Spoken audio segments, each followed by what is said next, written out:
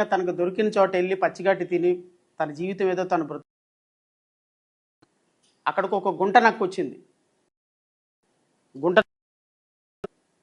రోజు ఈ పచ్చిగడ్డి ఏం తింటావు, నాతో రా, నీకు చాలా అద్భుతమైనటువంటి భోజనం పెట్టిస్తాను, విందు భోజనం పెట్టిస్తాను, అక్కడ మొక్కజొన్న కండెలు ఉంటాయి, నీకు అత్యంత రుచికరమైనటువంటి భోజనం ఉంటుంది అని పాపం ఆవుని నానా రకాలుగా మోసం చేసింది. ఆవు ఏం చేసింది, వద్దొద్దులే, నాకేం అవసరం లేదు, నేను ప్రశాంతంగానే ఈ పచ్చిగడ్డితోనే బతుకుతాను, నాకు కొత్తగా ఏం అవసరం లేదని చెప్పింది. కానీ ఆ గుంట నాకు అంతటితో వదల్లా. ప్రతిరోజు ఆవు దగ్గరికి వెళ్ళి దాంతో స్నేహం చేసి తనకి మంచి మాటలు చెప్పి, ఆ మాటలు చెప్పి, ఈ మాటలు చెప్పి, నీకు అద్భుతమైనటువంటి ఆహారం ఇస్తాను, నీ మిత్రుడిని నేను, నన్ను నమ్ము, నీకోసం నేను అద్భుతమైన ఆహారాన్ని తయారు చేసి పెట్టాను, పలానా చోట అద్భుతమైన ఆహారం ఉంది అని చెప్పేసి ఆ గుంటనక్క ఆవుని మోసం చేసి పాప 4 రకాల మాటలు చెప్పేసి తీసుకొని వెళ్ళింది. ఒక మొక్కజొన్న, నేను లోపలికి వెళ్తాను, అసలు ఎక్కడ భోజనం ఉంది, ఎక్కడ ఏ ఆహారం ఉంది మొత్తం చూసి ఇక్కడే నుంచో అని చెప్పి ఆవుని అక్కడే నుంచోబెట్టి లోపలికి వెళ్ళింది నక్క. లోపలికి వెళ్ళి తనకు నచ్చినటువంటి కండెలు మొత్తాన్ని, మొక్కజొన్న చేలో ఉన్నటువంటి కండెలు మొత్తాన్ని ఇరుచుకొని సుష్టిగా తింది. ఎంతకీ బయటకు రాకపోతుంటే గుంటనక్క, ఆవు ఎక్కడున్నావు నువ్వు రా అని, ఇంకా రాలా. మళ్ళీ పిలిచింది, ఇంకా రాలా. ఆవు పెద్దగా అరిచింది. ఎప్పుడైతే పెద్దగా అరిచారో ఆ పొలం యజమాని వచ్చి ఆ పాపం నుంచొని ఉన్నటువంటి ఆవుని చితక బాధేశాడు. చితక బాధేసేసి, నా చేలో పంట తినడానికి ప్రయత్నం చేస్తున్నావా అని ఆవుని చితక బాధి గుంటనక్క పారిపోయింది. మోరల్ ఆఫ్ ది స్టోరీ ఏంటి అంటే,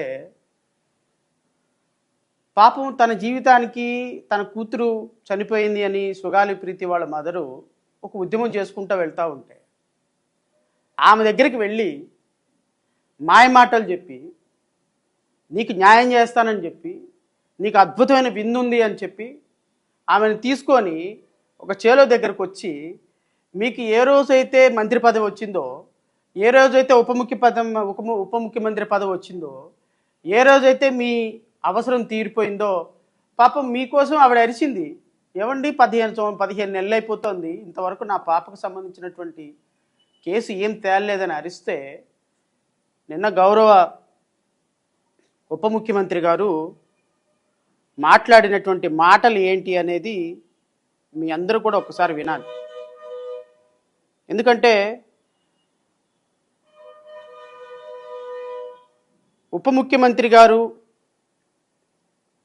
నిన్న మాట్లాడినటువంటి మాటలు రాష్ట్ర ప్రజలకి ఏం మాట్లాడాలో అర్థం కాని పరిస్థితుల్లోకి తీసుకెళ్ళిపోయింది. నిన్న ఉప ముఖ్యమంత్రి గారు మాట్లాడినటువంటి మాటలు నేను వినిపించబోయే ముందు, ఇంతకుముందు ఉప ముఖ్యమంత్రి గారు ఏం మాటలు మాట్లాడారో ఒకసారి మీ అందరికీ వినిపిస్తా. దాని తర్వాత మనం వాస్తవాలు ప్రయత్నం చేద్దాం.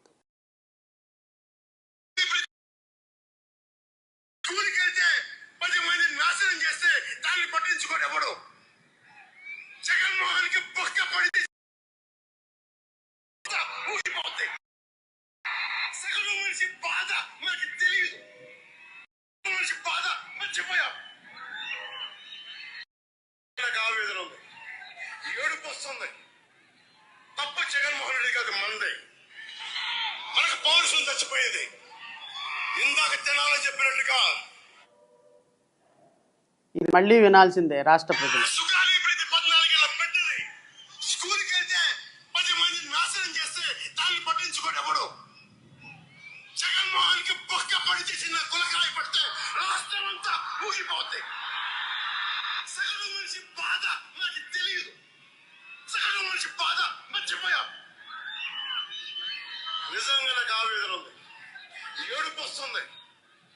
తప్ప జగన్మోహన్ రెడ్డి కాదు, మందే. మనకు పౌరుషం చచ్చిపోయింది. ఇందాక తినాలని చెప్పినట్టుగా దాస్యం చేసే కంటే కూడా చచ్చిపోవడం మేలు. దాస్యాన్ని ఆపేద్దాం.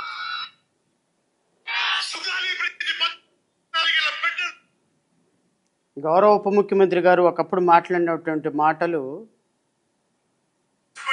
ఒక్కసారి రాష్ట్ర ప్రజలకి వినిపించిన తర్వాత ప్రెస్ మీట్ మొదలు పెట్టాలని అనుకున్నాను నేను. ఎందుకంటే ఆయన నిన్న మాట్లాడినటువంటి మాట ఒకప్పుడు మాటలు ఏంటో రాష్ట్ర ప్రజలు అర్థం చేసుకో. ఆ సందర్భంలో పవన్ కళ్యాణ్ మాట్లాడినటువంటి మాటలు సినిమాకి వాస్తవంగా మాట్లాడేదానికి సినిమా డైలాగులకి ఎంత తేడా ఉంటుందని చెప్పడానికి క్లాసిక్ ఎగ్జాంపుల్ ఈ మాటలు. నిన్న మాట్లాడినటువంటి మాట పవన్ కళ్యాణ్, పళ్ళున్న చెట్టుకే రాళ్ళు దెబ్బలు. ఏం పళ్ళు ఉన్నాయా నీ దగ్గర? పోనీ ఏం చెట్టు నువ్వు చెప్పు. నీ మీద రాళ్ళ దెబ్బలు వేయటానికి ఒక రాయి కూడా, నీ మీద రాయి వేయటానికి కూడా వ్యర్థమే. ఆ రాయి కూడా నీ మీద వేయటానికి అసహ్యంగా ఫీల్ అవుద్ది. ఎందుకు అంటే మీరు జగన్ మీద పోరాటం చేశాము. గత ముఖ్యమంత్రి చంద్రబాబు నాయుడిని అరెస్ట్ చేసినప్పుడు ఎవరు బయటికి రాలేదు. జగన్ మీద మాట్లాడితే జగన్మోహన్ రెడ్డి కార్యకర్తలు వచ్చి పడేసి తంతారు కాబట్టి ఎవరు నువ్వు మాట్లాడలేదేమో. నువ్వు హైదరాబాద్లో పడుకున్నావేమో 5 సంవత్సరాలు, నువ్వు షూటింగ్లో ఉన్నావేమో 5 సంవత్సరాలు, నువ్వు 5 సంవత్సరాలు గెస్ట్ హౌస్లో పడుకున్నావేమో, సంవత్సరాలు 2 లక్షల పుస్తకాలు చదువుకుంటా ఉన్నావేమో, నీవు 5 సంవత్సరాలు హైదరాబాద్లో నీ సరదాలు నీ సంతోషాలతో ఉన్నావేమో, నువ్వు 5 సంవత్సరాలు లండను విశాఖపట్నం తిరుగుతూ ఉన్నావేమో, నువ్వు 5 సంవత్సరాలు కోర్టుల చుట్టూ మీ కేసుల కోసం తిరుగుతున్నావేమో. 5 సంవత్సరాలు జగన్మోహన్ రెడ్డి నిరవధికంగా ప్రతి అంశం మీద పోరాటం చేసినటువంటి కొన్ని వందల మంది వ్యక్తులు ఉన్నాం. అందులో నేను ఒకడిని. ప్రభుత్వంలో జరిగే ఏ సందర్భంలో కూడా మేము పోరాటం చేయకుండా లేవు. నువ్వు పోరాటం చేయలేదేమో, మీ జనసేన కార్యకర్తలు పోరాటం చేయలేదను.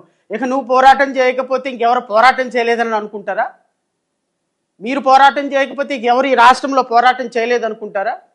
సుగాలి ప్రీతికి న్యాయం మీరు చేశారా? కనీసం మనం ఉప ముఖ్యమంత్రి అయినాము, మనం మాట్లాడేటానికి రోజు అన్నం తింటున్నప్పుడు మన నోటితో కొంచెం మాట్లాడుతున్న సందర్భంలో ఒక ట్రైబల్ మహిళ చిన్న పాప చనిపోతే ఆ పాప మరణాన్ని రాజకీయం చేసి ఈరోజు నువ్వు ఉప ముఖ్యమంత్రి అయ్యి తిరిగి ఆ తల్లి మీద నువ్వు నిందలేస్తావా? నిందితుల్ని కోట్ల రూపాయలు తీసుకొని కాపాడుతున్న జనసేన పార్టీ అధినేత పవన్ కళ్యాణ్, మా పార్టీ చాలా స్పష్టంగా ఎలిగేషన్ చేస్తుంది, కావాలని నిందితుల దగ్గర డబ్బులు తీసుకొని జనసేన పార్టీ ఆ నిందితుల్ని కాపాడుతుంది ఈరోజు అని స్పష్టమైనటువంటి ఆరోపణ జై భీమ్రావ్ భారత్ పార్టీ మీ మీద చేస్తుంది.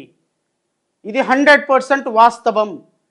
కావాలని మీరు ఈ కేసుని సిబిఐకి వెళ్లకుండా అడ్డం పడుతున్నారు, కావాలని ఈ కేసుని మ్యానిపులేట్ చేస్తున్నారు, కావాలని ఆ తల్లికి అన్యాయం చేస్తున్నారు.